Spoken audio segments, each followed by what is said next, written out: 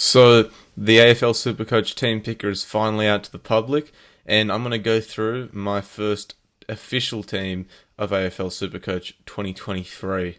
So just going to hop straight into it. Well, actually, first I just want to say thanks to everyone who viewed my first video. Got over 1,000 views, which is pretty cool. So yeah, this team's pretty similar to that one, honestly. Just a couple little changes. So starting off in the backline, we're going with Tom Stewart, Jordan Dawson, and Nick Dacos as the three premiums. So Tom Stewart, I wanted to go with James Sicily, but that just didn't really work out because I was off by $200, so I couldn't get him in. But I think Stewart, if he doesn't get hurt, doesn't get suspended, I think he can play 22 games or hopefully 21 games, and I think that that's going to be enough to give him number one or number two, like D1 or D2 at the end of the year. Jordan Dawson, I think he'll be D1 or D2 at the end of the year as well. I think he's a lock in my team. Nick Dacos, I'm not sold on. Yeah, I feel like he's going to get tagged out of a lot of games early in the year, and actually throughout most of the year. But looking at the structure of my team, there's not really much I can do with 522k, and I don't really want to go with two mid prices instead of Nick Dacos, but that is an option. So Nick Dacos, they said he was training well in preseason. I don't know if he'll be top 6 at the end of the year. I think maybe top 6, but definitely a top 8, top 9 defender. Then we got Hunter Clark. St Kilda said that he was going to be taking the kick-ins. So if he is doing that, then I think he can definitely make 150k. Will he be a top 6 defender? Doubt it. I think the top 6 is pretty much set in stone already for the rest of 2023. But I feel like Hunter Clark is a really good value option. Another one I had in my team before was Jaden Hunt. He's only 280k. Wasn't sold on him yet, but still 50 days until the first game of the season, so plenty of time to decide whether or not I want to have another mid-pricer and then get rid of Dacos. We'll see what happens there. But the top two pretty much are set in stone with Stewart and Dawson. And then I got Josh Goda, who should, being on North Melbourne, should definitely get games early in the year. Connor McKenna, I feel like he's best 22, if not he's best 23, best 24. So he will be first one in anyway. And then Josh Weddle on the bench, plays for Hawthorn. Looks like he's tracking well, but him and Darcy Wilmot, I feel like they both can definitely play games, but they're really just placeholders at this point. So yeah, that's the defense. Moving on to the midfield. So starting off with Clayton Oliver, I was not really tossing up between him and Rory Laird, but I was considering it for a little bit. But I feel like Clayton Oliver is definitely going to be my captain every week. And then also Marcus Bontempelli as my vice captain. 640k, full preseason, hopefully. He was averaging 110 while being injured for 3/4 of the season. I think he'll definitely, especially with Josh Dunkley not there anymore, CBA should go up. I see him as maybe the number one midfielder at the end of the year.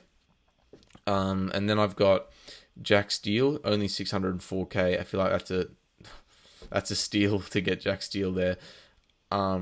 We got him at 604k.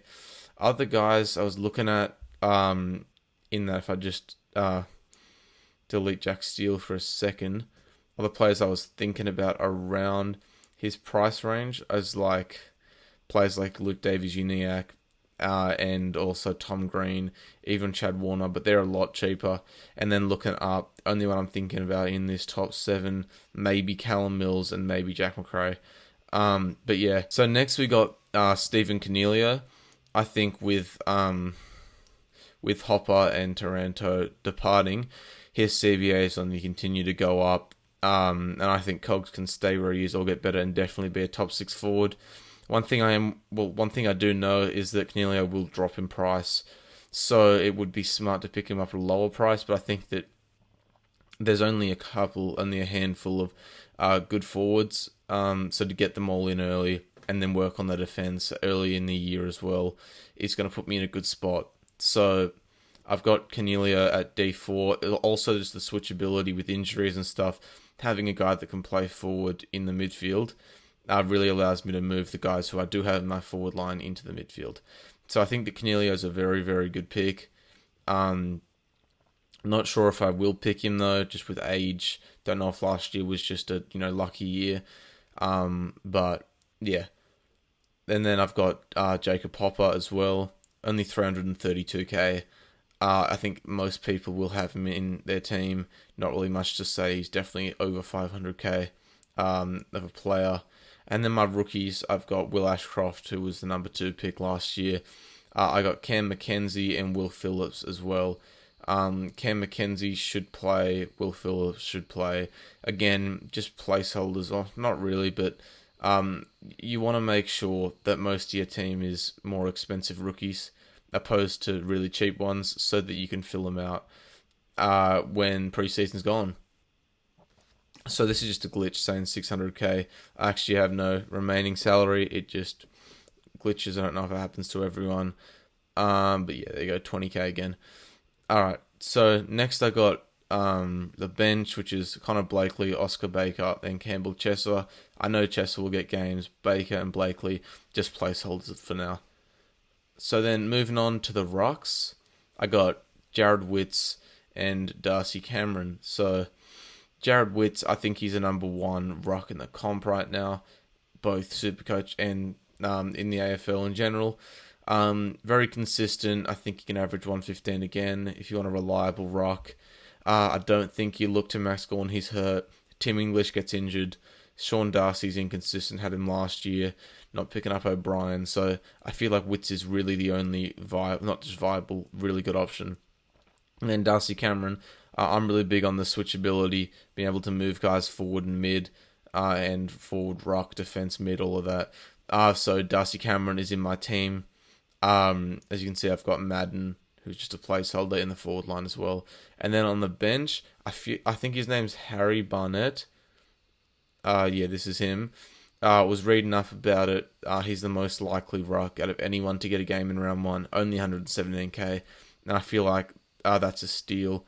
Especially if Nick Nat only played 8 matches last year. I feel like Barnett can definitely be the second ruck on that team. Because if you just check out West Coast ruck stocks, it's really just him and Bailey Williams, the only 2 that are really going to be fighting out for a spot as that number 1 ruck when Nick Nat doesn't play. So yeah, we'll see how he goes. And then in the forward line, I just got to switch this back. In the forward line, we got Josh Dunkley, which I feel like most people would have. Connor Rosie, I really like him, All-Australian last year. And Tim Taranto moving to Richmond. I feel like his role will definitely expand at the Tigers. And he's also just the top 4, top 5 forward anyway. So those 3 are definitely self-explanatory. Dunkley's training well. Rosie, I really like him. He was always going to be a player that I would have eventually picked in my team. And then we got Oscar Allen, who's underpriced. Toby McLean is underpriced. And Ben King, obviously coming off that ACL injury last year, should be back for round 1. And all you need is for him to score 100 once or twice, and his price is skyrocketing to 350k. And then the bench, I got Jacob Van Rooyen, I think his name is, and Madden, so that I can basically just say someone gets injured, just the ability to switch Cameron to the forward line or anything like that. That switchability aspect, same with Canelio, being able to move him for so many players, is just going to be very valuable in my team. But yeah, I'm extremely excited for the upcoming SuperCoach season, the upcoming AFL season. But yeah, if you want to follow me on TikTok, it's at AFL Premiership. If you want to ask me any questions about SuperCoach, just put them in the comments. I should respond to them. So yeah, thank you all for watching, and I'll probably do another SuperCoach video in a couple of weeks.